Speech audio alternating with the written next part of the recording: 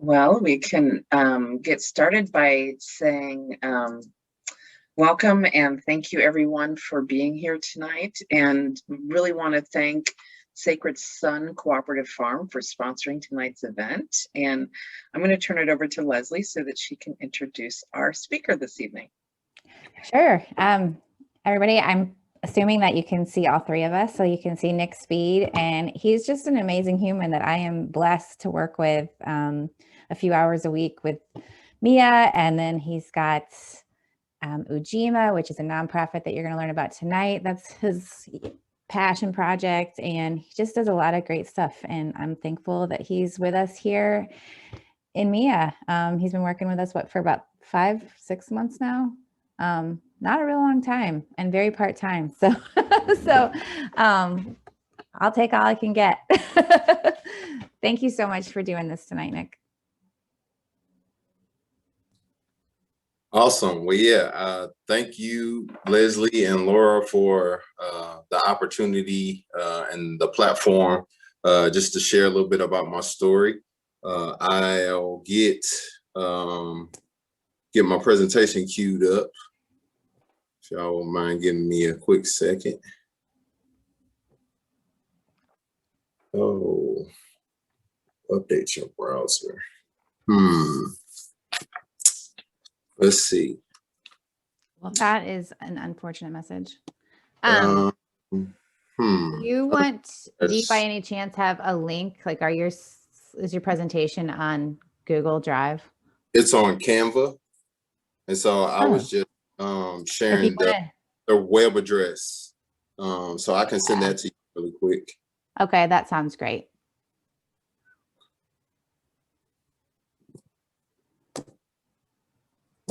Oh, Laura, can you make me a sharer? Let's see.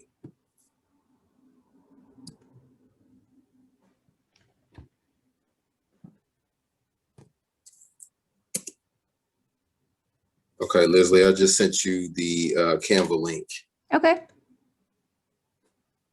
I see it. Thanks for your patience, everybody. I just feel like this is the par for the course in life right now, is that we always get curveballs, and we're getting real comfortable with them. So, okay, I got your presentation, Nick, and now I just have to share screen.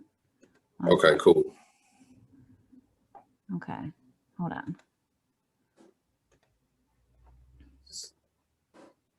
Okie doke. Oh gosh, I don't want to do that. There should be a present. I think it's in the bottom corner next to the Canva, the full screen mode. Yeah. Okay. And then arrow through when you're. Yeah. And I guess I'll just let you know when to go to the next one, I guess. Yeah. Does that work? Yep. Okay. Thank you for being flexible. Okay, cool. So, yeah, again, thank y'all for giving me this opportunity to share a little bit about my story. Next slide, please. Sure thing. And then for this presentation, we'll be talking a little bit about my time working at Earth Dance Organic Farm School. I'm going to share an excerpt from the book Farming While Black. I'm going to talk a little bit about American agriculture and some of the Black farmers and innovators who were real catalysts for the agriculture systems that we see today. We're going to talk a little bit about food justice and what that means. And then also going to share some efforts that are happening in Missouri as well as Kansas. And then I'll open it up for any questions or comments. And then we have some resources to share with y'all if y'all are interested in getting more involved in any of the Missouri or Kansas efforts that I share. Great. So a real pivotal moment for me was deciding to do a third AmeriCorps stint and work at Earth Dance. And believe it or not, this was actually not my first choice. I was promised 2 other job opportunities that ended up not working out. And so this opportunity came up, and honestly, I was reluctant because I had already did 2 years of AmeriCorps at United Way. And I was like, I'm not really thrilled about working minimum wage again. And then I had already used my education awards. And so, yeah, I was just really hesitant. And so this opportunity came about though. And honestly, after reflecting on it, I felt like it was an opportunity that I couldn't pass up. At the time, so this was 2016, this was 2 years after Michael Brown was murdered. And so ultimately, I felt like the universe was calling me to accept this position. And I'm so thankful that I did. And so my main role was the volunteer coordinator, work with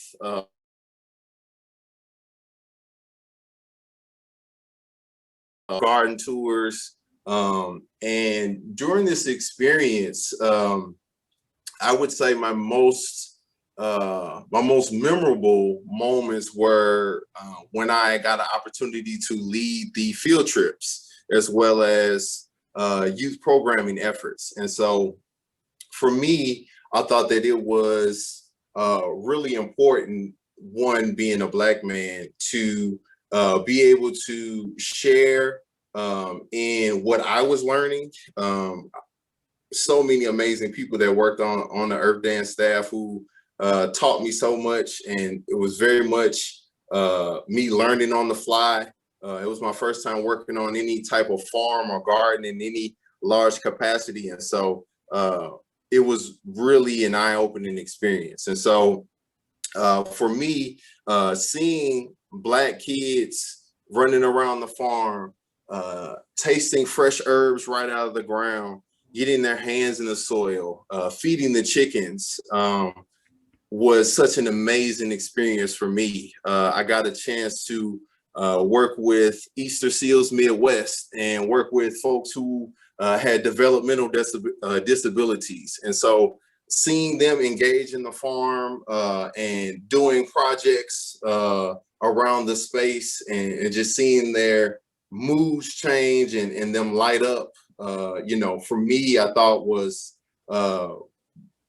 really revolutionary, because I think, especially in current times, I think we're so far removed from not just nature, but where our food comes from. And so having these experiences and seeing the reactions of the people who were visiting the farm, experiencing these field trips and these volunteer opportunities, I knew that I had to continue on this career path.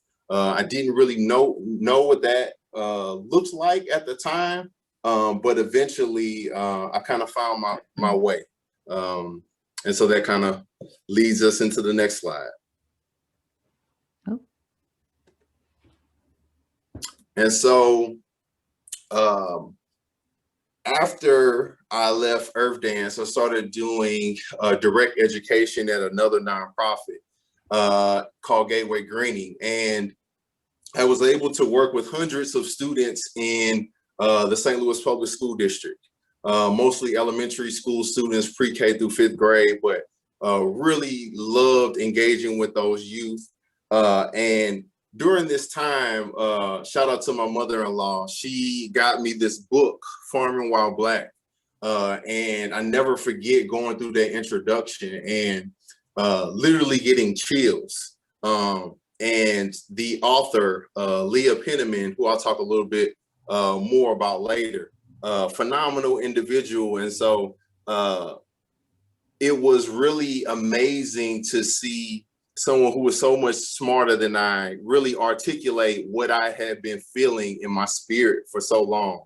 And so really Earth Dance kind of became that catalyst for me and that drive for me.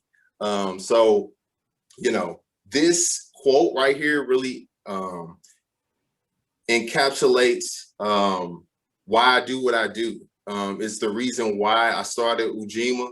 It's the reason that I'm currently working with MEEA doing outreach. you know, this quote here is a powerful one, and it's also very complex. But I think it's one that really has been a guiding light for me in the work that I do. And so when we think about, you know, farming while Black, you can also substitute that to gardening while Black, is an active defiance against white supremacy and a means to honor the agricultural ingenuity of our ancestors, right? So whether we're talking about legislation that has happened in our country, the Homestead Act, the California Alien Land Law of 1913, you know, these opportunities in which Black farmers did not have access to, right? And taking a step further, entities like the USDA, who purposely only funded white universities on top of denying and indigenous farmers, right? And so because of this, we, not just myself, but I think we as citizens of the United States have an obligation to right these wrongs. I think that we have so much more work to do, but I'm so thankful that I have been able to connect with like-minded individuals, not just here in St. Louis, but across the country, who are really passionate about food justice and really about bringing about land, education, and opportunities for growth in Black and Indigenous communities. Okay, next slide, please. And so when we think about, so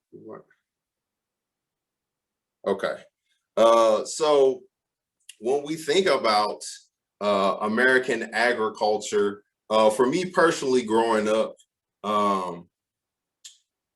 it was often framed as something that was frankly done by white folks. And I've seen it countless of times in my time as an educator with youth, that there is a disconnect between Black farmers. There's a disconnect between our youth and knowing where their food comes from, and also just having that knowledge of agriculture in general. And so I wanted to highlight some heroes of mine who've done some amazing work in the realm of American agriculture. So first, definitely have to give a shout out to one of my heroes, George Washington Carver. And so I think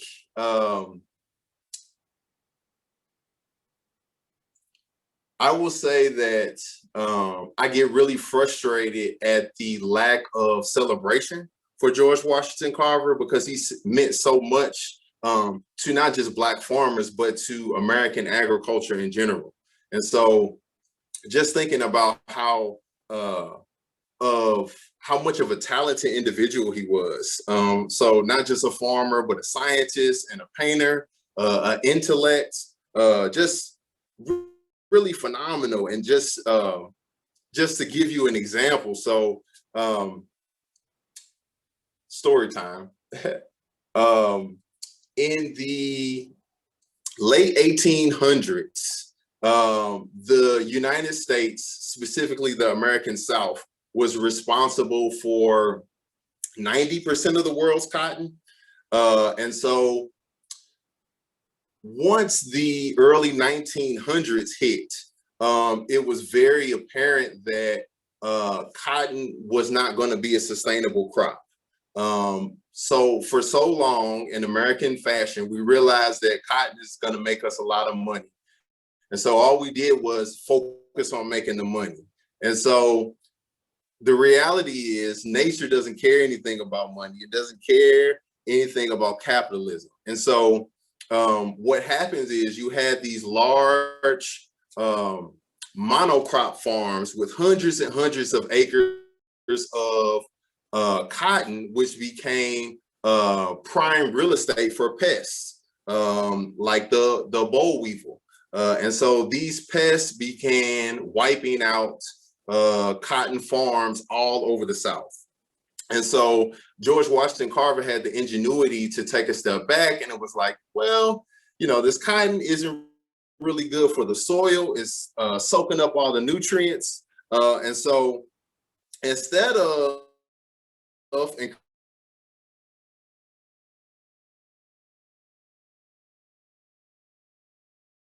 corn, peas, things that would fix nitrogen in the soil, right? And so in addition to that, he was like, while this nitrogen is going in the soil, you can also grow you some sweet potatoes. Sweet potatoes, right? One of the few vegetables that you can eat for breakfast, lunch, dinner, and dessert, right? And you can compost the leaves, the vines, right? And so there was skepticism, obviously, because, you know, no one had really introduced these concepts before in terms of how can we regenerate the soil? How can we compost more? A lot of those concepts weren't really being practiced in agriculture during these times. And so a lot of these ideas was revolutionary. And so a lot of the farmers were hesitant because no one really knew what to do with these crops. And so then here comes George Washington Carver, hold my beer.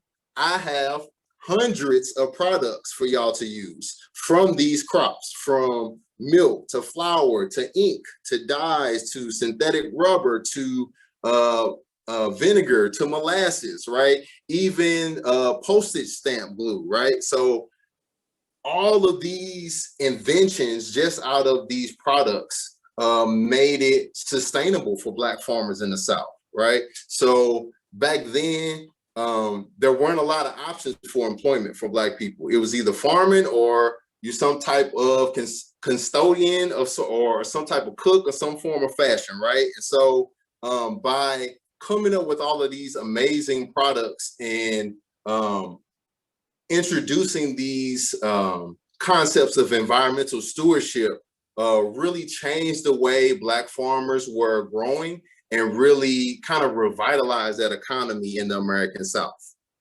So that is my soapbox on why George Washington Carver deserves a national holiday.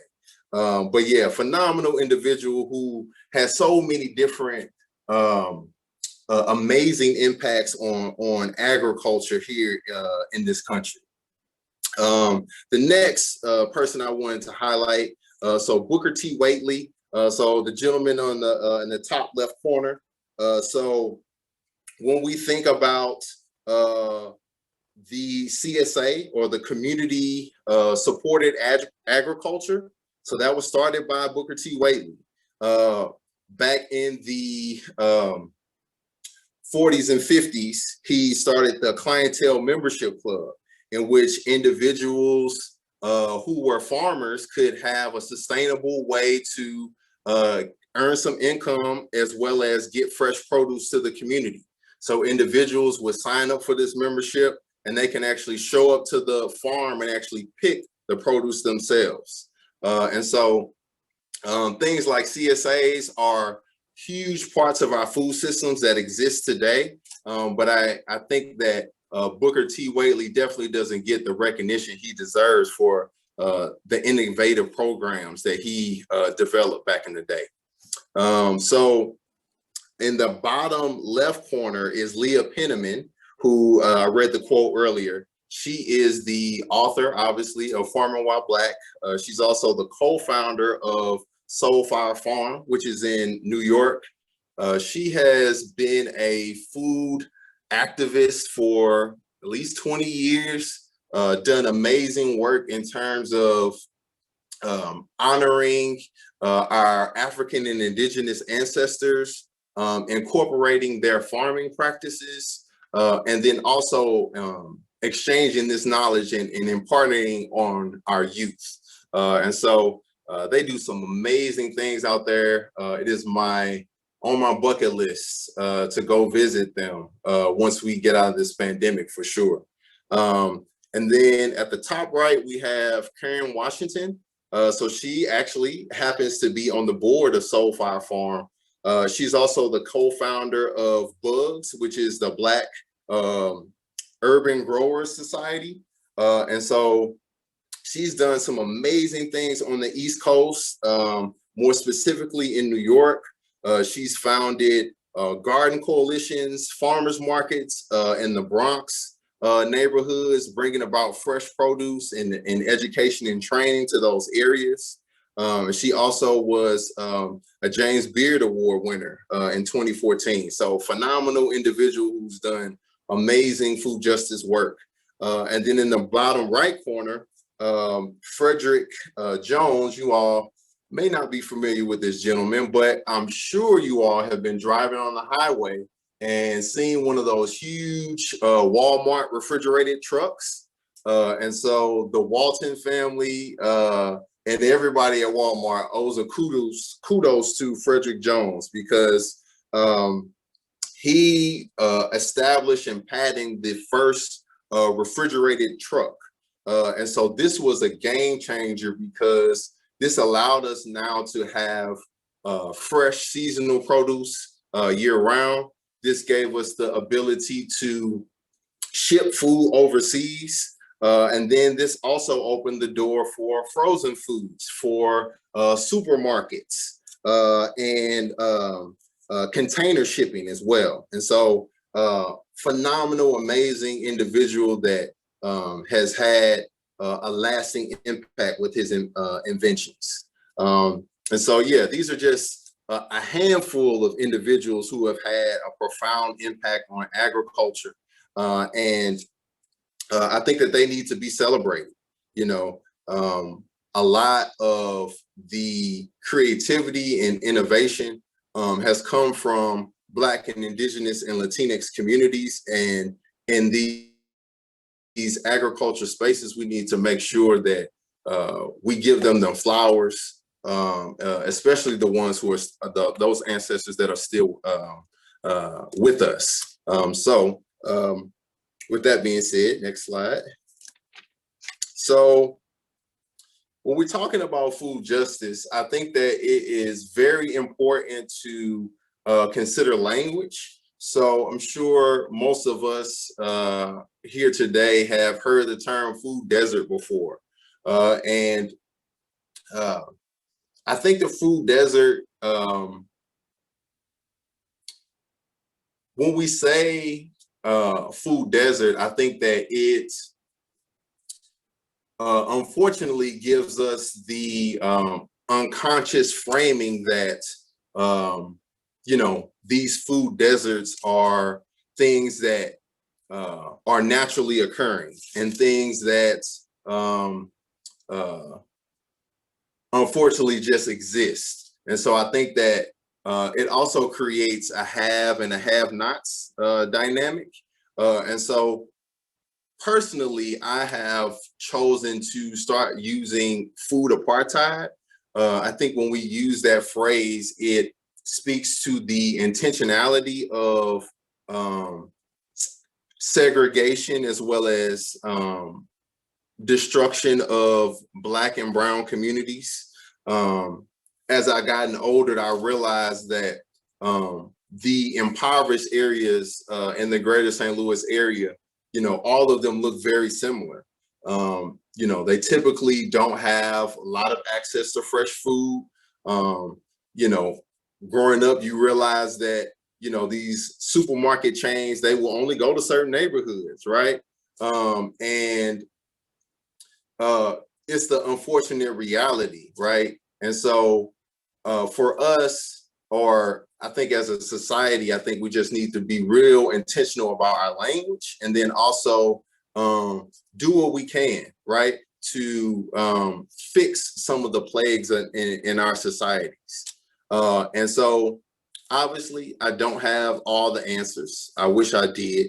But I think that there are tangible things that we can be doing today that can work towards restoring and healing our communities that have been affected by food apartheid. So number one, I think is most important is land, right? So speaking specifically here in St. Louis, there is a tremendous amount of, vacant property that is in North St. Louis City as well as North St. Louis County. And a lot of this land, isn't in the best shape, but at the same time, I think that especially in these areas, this land needs to be utilized to grow food, especially in areas that don't have the adequate access, right? So how can we establish land trusts specifically for Black and Brown and Indigenous farmers, right? So how can we honor the Indigenous communities who cultivated the land before us, right? So doing our part to empower those communities, but then also educate ourselves, right? So how can we do our due diligence, right, for folks in the Missouri area to learn about the Osage nations, the Illini nations, right? These Indigenous communities that built the lands that we currently inhabit. How can we honor those individuals, right? And then also, tax credits and incentives, right? We're very much in a capitalist society, and so we have to come up with ways to benefit individuals who are really looking to restore these communities that have been devastated for so long. And then number two, capital. So how can we come up with larger scales of production, packaging, and distribution? Things that are in these communities that are, constantly being depleted from. How can we support them in an eco-friendly manner that will bring about jobs and opportunities for these areas, which leads into the career pathways. How can we grow entrepreneurship? How can we grow youth programming and job training, right? I talked about the disconnect between our youth and nature and where their food comes from. And so, specifically here in Missouri, there are agriculture programs. I'm not going to name any names, but oftentimes these rural programs are aggressively white, little to no diversity. And so how can we bring these resources, this programming, this land to the communities that need it the most? Okay. And then I would say the final kind of piece of the puzzle is seed banks. So how can we create opportunities for community education, teaching people how to save seeds, and then setting up seed libraries or seed banks that are free or donation based that will give resources and opportunities for folks who want to learn and grow on their own. And so, again, I don't have all the answers. I do not. I wish I did, but I think that these are some tangible ways forward that I think can really bring about some systemic change, especially in our food apartheid areas. Okay, next slide, please. Okay, so these are some Missouri efforts that are currently happening that are that have some type of food access or food justice focus. So of course, I got to give a shout out to my own nonprofit, Ujima. It is something that I have, really focused my passion into since 2018. And ultimately, I wanted to create an organization that cultivated community through food justice, environmental stewardship, and youth empowerment. And so we have been very fortunate enough to have some really amazing community of partners who have allowed us to create opportunities for education. This past year, we donated 200 pounds of fresh produce to families of color here in St. Louis. We're looking to open up a new outdoor classroom space in North St. Louis this spring. And so lots of awesome things happening. We're going to do a youth apprenticeship program as well. And then we're going to launch our first value-added product, which is going to be salsa. So that's coming up this year. And I am thankful for, like I said, the amazing individuals here in Missouri who are like-minded individuals and doing this work. So just to touch a little bit on the entities that I included on this screen. So a red circle, shout out to Erica. She founded a red circle in 2017. And so she really wanted to go about bringing racial equity and healing to our communities through creating jobs, education, fresh food, and other resources. So they do some amazing mutual aid work in North County. I've been able to donate some of our produce from our school gardens to the mutual aid efforts, doing some amazing work. They're also doing an apprenticeship program this year and launching an agriculture education space. So amazing work happening in North County. Also got to give a shout out to my folks at CCUA, so the Columbia Center for Urban Agriculture. I was introduced to them through my AmeriCorps term at Earth Dance. So they do some amazing work. They actually go out in the community in Columbia and provide support to folks who want to grow their own food. So they will show up to a residence. They will build a raised bed, bring soil, bring seeds and the resources that they need, as well as provide consulting. So they do some amazing work. They also are in the midst of creating a humongous agriculture park. I'm super jealous, and I can't wait to go check it out. But they're doing some amazing work out there. And for the folks in Missouri, if you haven't been to a Harvest Hootenanny, I suggest you check that out. Post-pandemic, it's a good time for sure. So let's see, Solidarity Economy.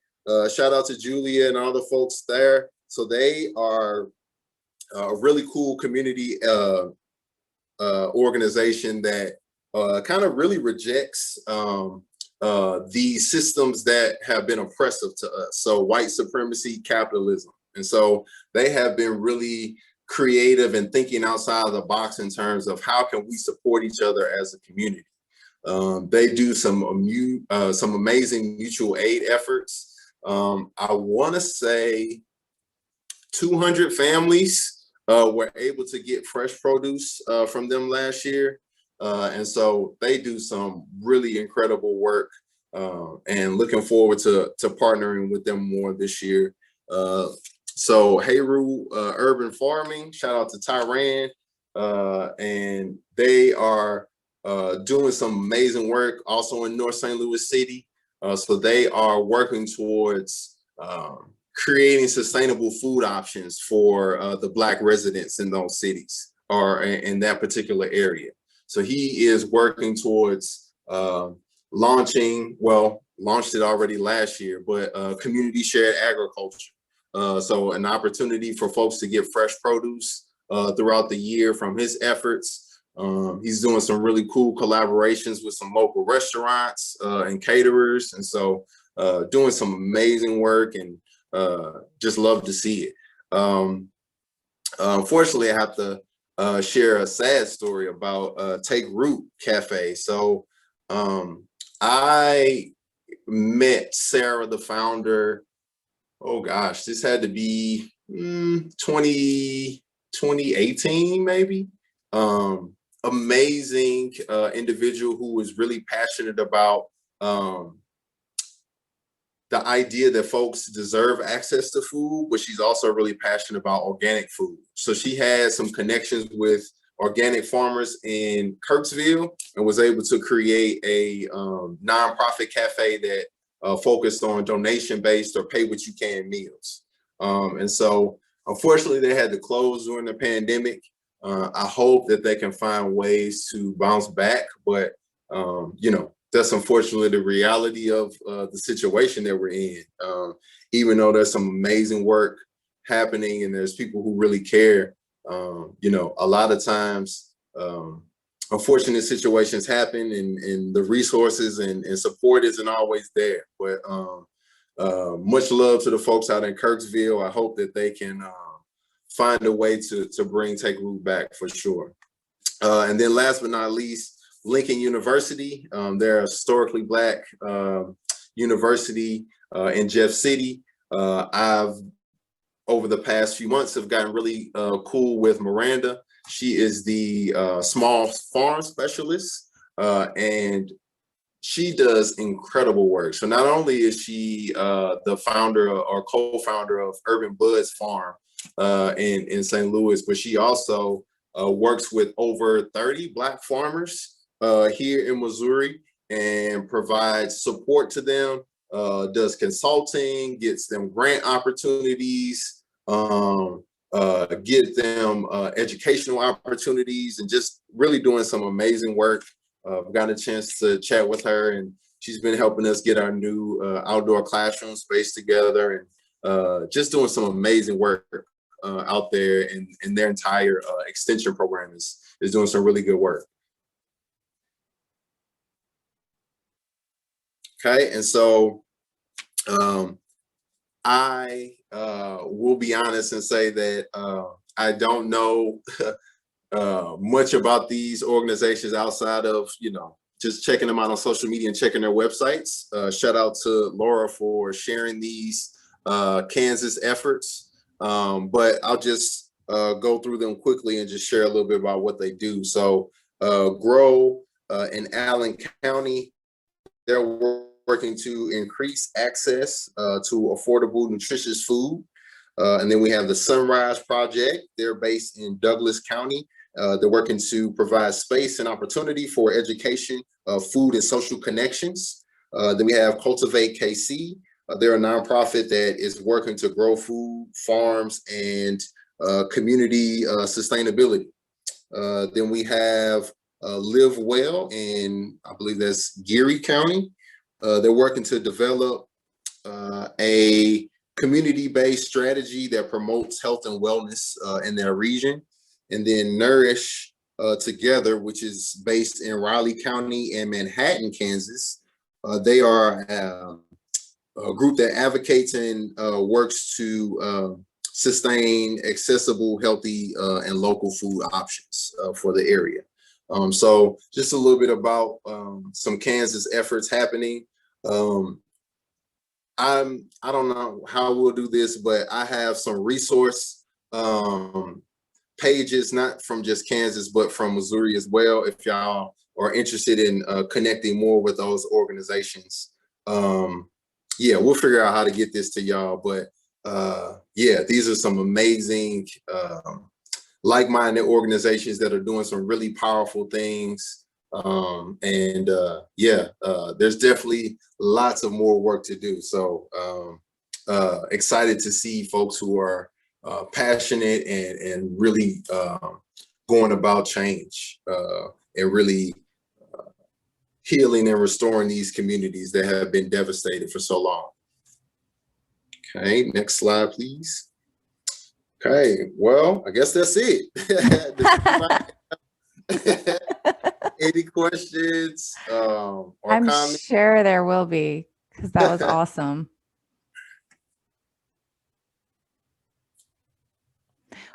Well, maybe to start with, if you all want to put your questions in the chats. I know that Britt Tate Bogard on here, she linked to an article for folks to look at when you were talking about language and food apartheid versus food deserts. And that was kind of, I knew there would be an aha moment for me tonight, and that was it. Thank you, Nick.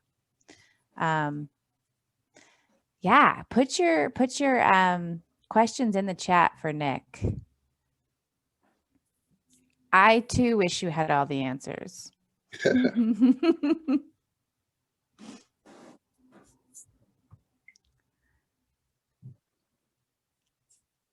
I'm getting the sense people are processing, so we might want to give them a couple minutes. And just so you know, we will definitely send you a link to the resources that Nick has to share. We can send that to you via email because you registered.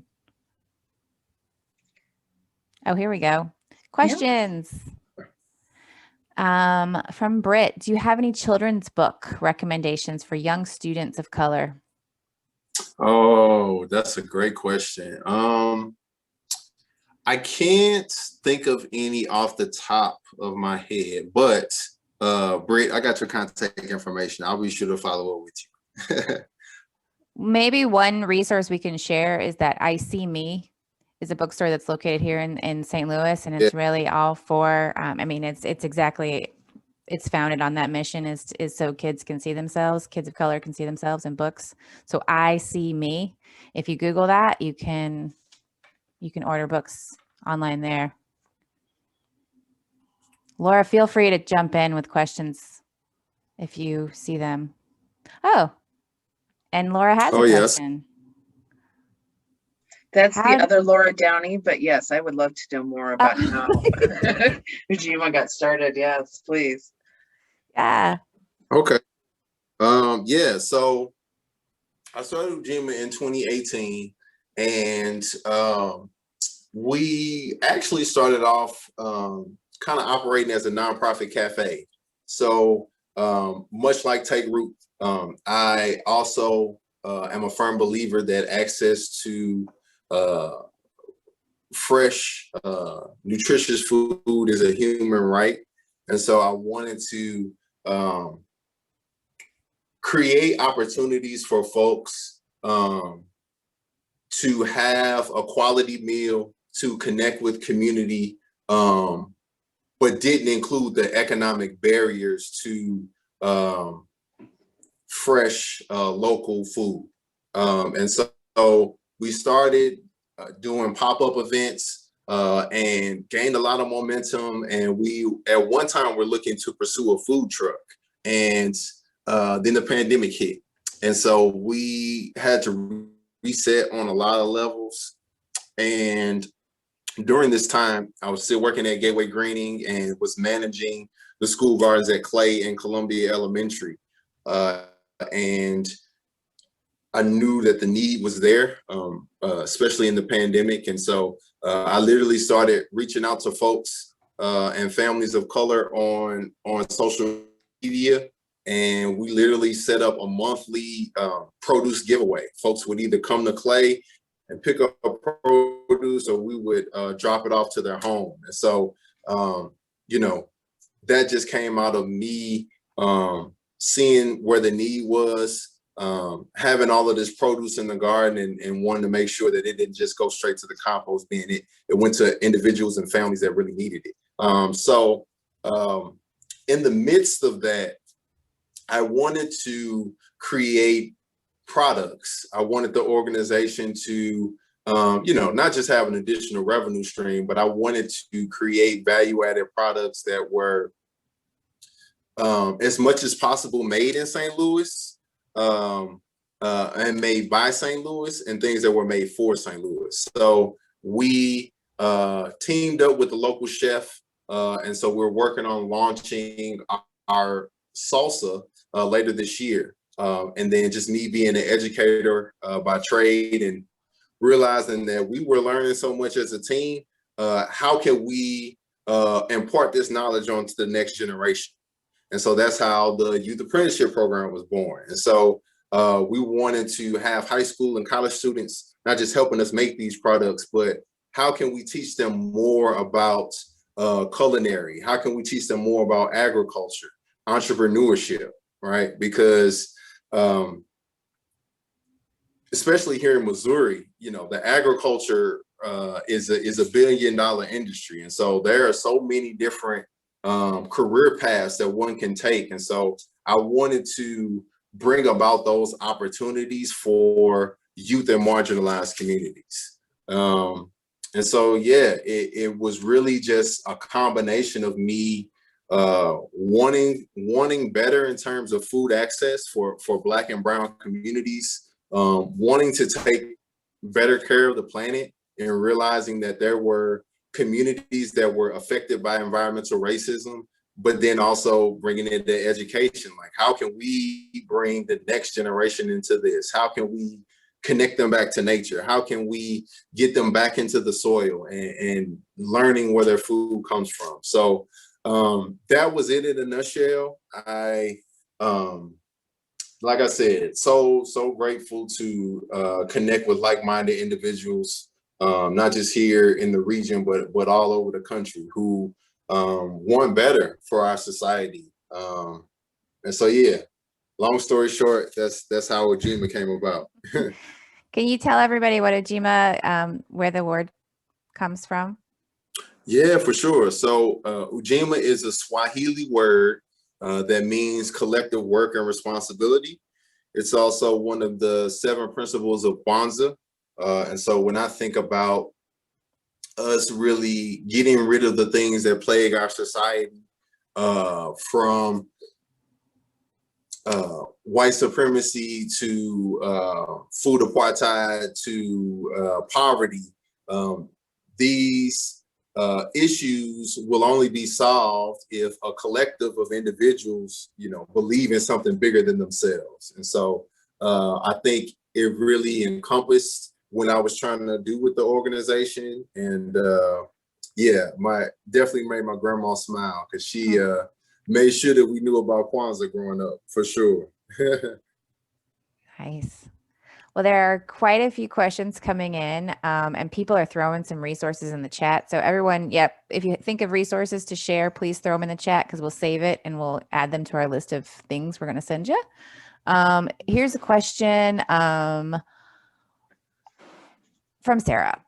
As a white food grower and educator of children, what can I do within my community to show solidarity and co-conspire in the fight for food justice? In addition to amplifying and supporting your initiatives. As an example, what could gardening with children as mutual aid look like? Ooh, that's a packed question, Sarah. Yeah, for sure. I'll try my best to answer, though. I would say one thing that you could do is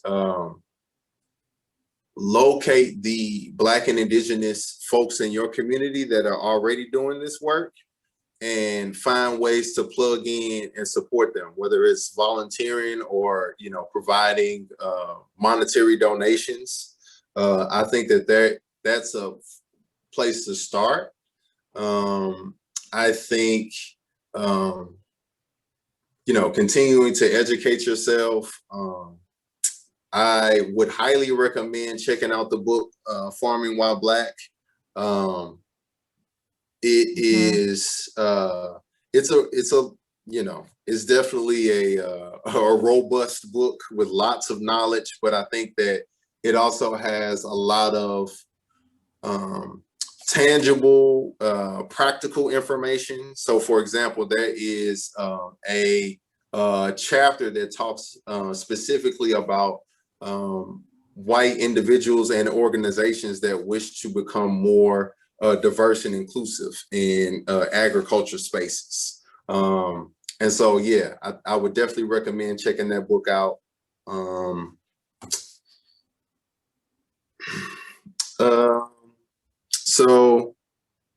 I didn't see if Sarah said that she was in Kansas or Missouri. I'm not sure. Oh, Let's see. Maybe she'll say. Oh, she's here in STL.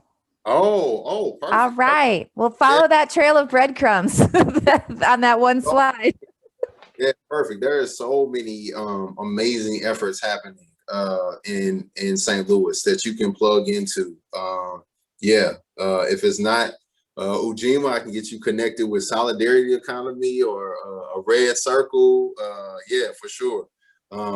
And yeah, I think connecting with school gardens that are already in existence is another way to support.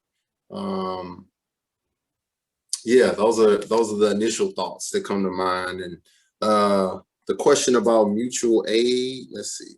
And while you're looking for that, we had a suggestion, to Sarah, partner with another city school, I think that's, develop a relationship with a school. For sure. That's a great idea.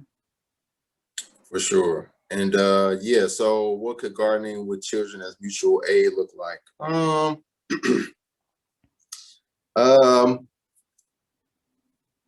That's an interesting one. I would say, again, try to target organizations or entities that already have youth programming or garden established, and find ways to support them. I think is a way to start for sure. Yeah, and you can reach out to either MEEA or KACEE to find out more about schools who are doing stuff in this realm. So definitely consider us a resource to help you act on what you're learning tonight.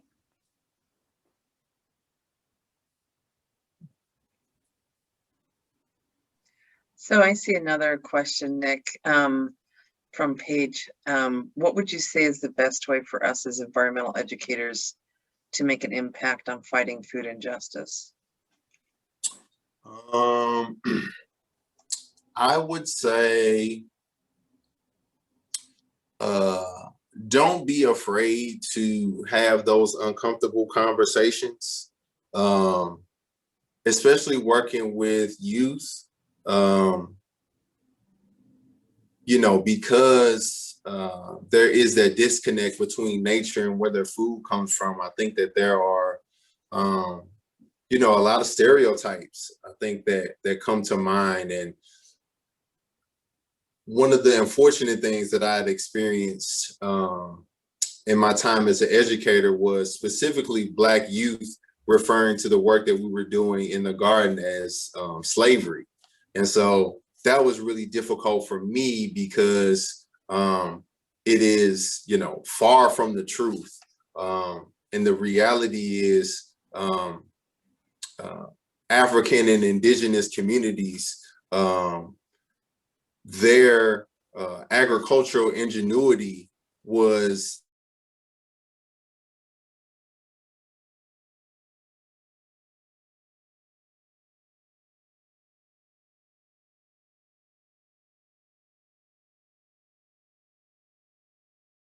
to feed all of these people using math, science, and technology to really increase yields via agriculture. And then also just not being afraid to talk about the environmental racism that exists and how that has impacted our communities in the way that they look, I think is also important. And yeah, I think, yeah, just being really intentional about the language that we use and not trying to shy away from the issues that exist in our society, but thinking about, you know, how can we bring about solutions? And like I said, I don't have all the answers, but I think, you know, challenging the students or the folks that you're working with to come up with community solutions to, yeah, kind of repair and restore our communities. Thanks, Nick. So along the lines of language, Victoria was wondering, she said, first of all, I love being aware of language, but for younger children, like elementary age, what terminology would you suggest in place of food desert, or should we be elaborating on the idea of the desert and how food deserts are different because they're intentionally created? So what kind of language would you recommend for talking with younger children about that, who may not understand apartheid? That's a good question. I would say with young children, just meet them where they're at. So start having conversations with them about where they get their food from. You know, if they have an understanding of the grocery store, if they've been to one before. And then once you kind of have that basis understanding, I think you can build from there. So once, you know, there is, you know, a level of understanding that there is communities that exist that don't have the resources, then it can become a learning lesson in how can we bring about solutions? What are some ways in which we can share this wealth of fresh food for others? what are some ways in which we can support the folks who are who don't know where their next meal is coming from? How can we support them? I think is a good way to start. Thank you, Nick. I think we have time for at least one more question. And this one is about using stories about the plants to bring in historical knowledge. And she's asking, do you use what you plant to tell stories, inform about history, et cetera, to make a strong impact? If so, do you have any plants that you might consider go-tos on that list of impactful storytellers? Yeah, so I definitely utilize sweet potatoes because one, they're easy to grow.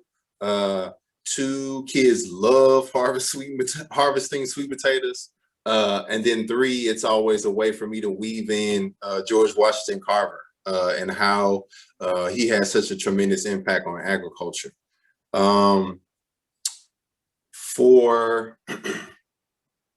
For the older elementary school students that I work with, I found that they really enjoy the life cycle of the tomato plant.